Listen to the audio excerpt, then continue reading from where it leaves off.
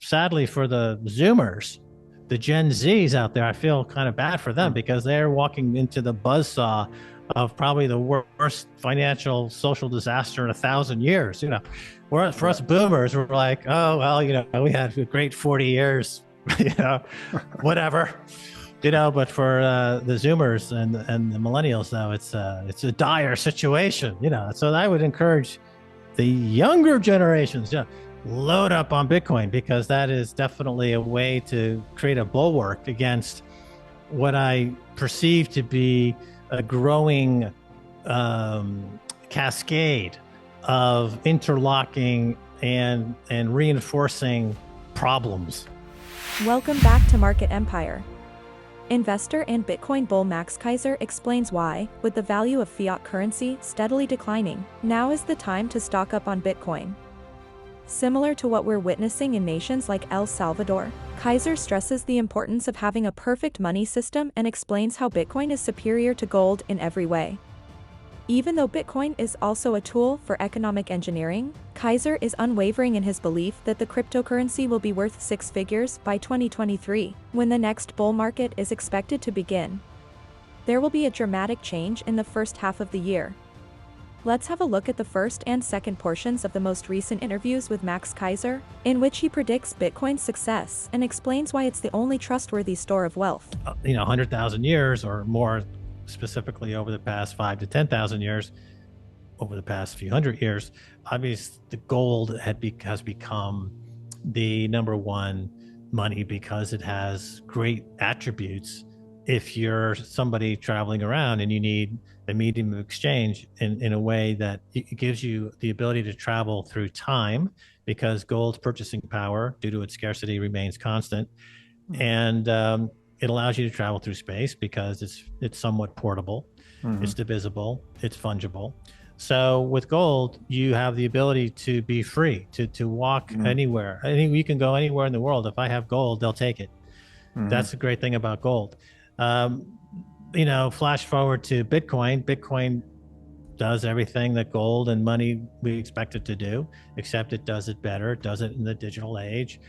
It's more secure, it's more portable, everything that we talk about Bitcoin. So Bitcoin represents the long search for perfect money in that sense. And as a result, it has caused massive nervous, neurological problems in people who are incapable of handling this idea of perfect money. Again, so you have someone like a Sam Bankman-Fried who looks at the quote unquote crypto market and becomes the biggest crook in history. And then you have somebody like a Michael Saylor or a President Bukele who looks at it and says, this is actually a way to help or engineer our lives and our economy in ways that are going to benefit everybody, right? So it has this is where we're at now with Bitcoin. It's cleaving the society.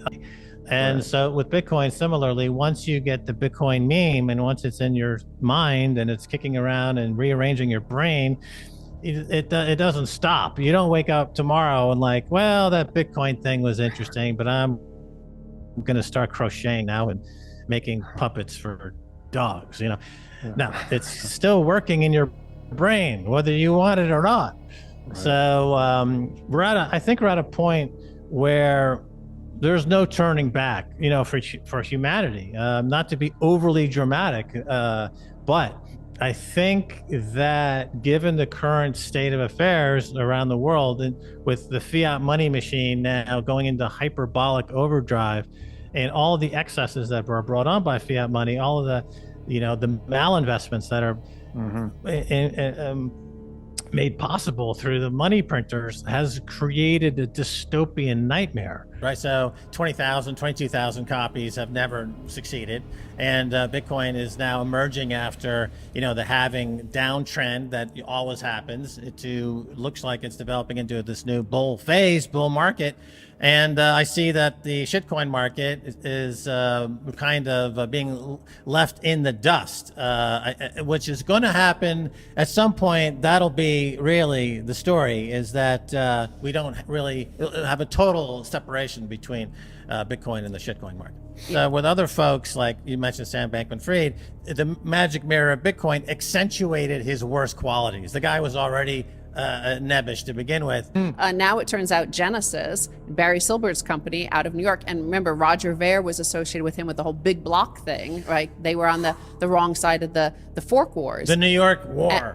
What Bitcoin revealed about those guys, they're all being wiped out because of who they are. What Bitcoin revealed to us long ago who they actually were. Well, Roger Ver has failed, according to this lawsuit anyway, alleged to have not paid almost $21 million, $20.9 million.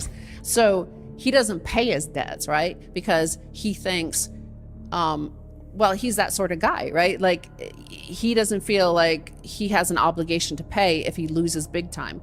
Yeah, it's funny how that whole 2016, 2017 block war period and the New York agreement, of which Barry Silbert and a list of 20 or 25 other executives in the industry at that time signed on to essentially try to increase block size and to commercialize Bitcoin in a way that they felt was necessary for their businesses as startups and VCs. Yes. And it was the nodes, ultimately the plebs, who won the war. And they walked off the battlefield defeated. And but those guys, all those guys from the New York agreement ended up here now in 2022, 2023, really the ship hitting the rocks, and these major folks like at the Winklevoss and others. Keiser highlights the value of the ideal collateral provided by Bitcoin, pointing out that the doubling of mortgage rates in recent months is one of the biggest signs that a massive collapse is imminent.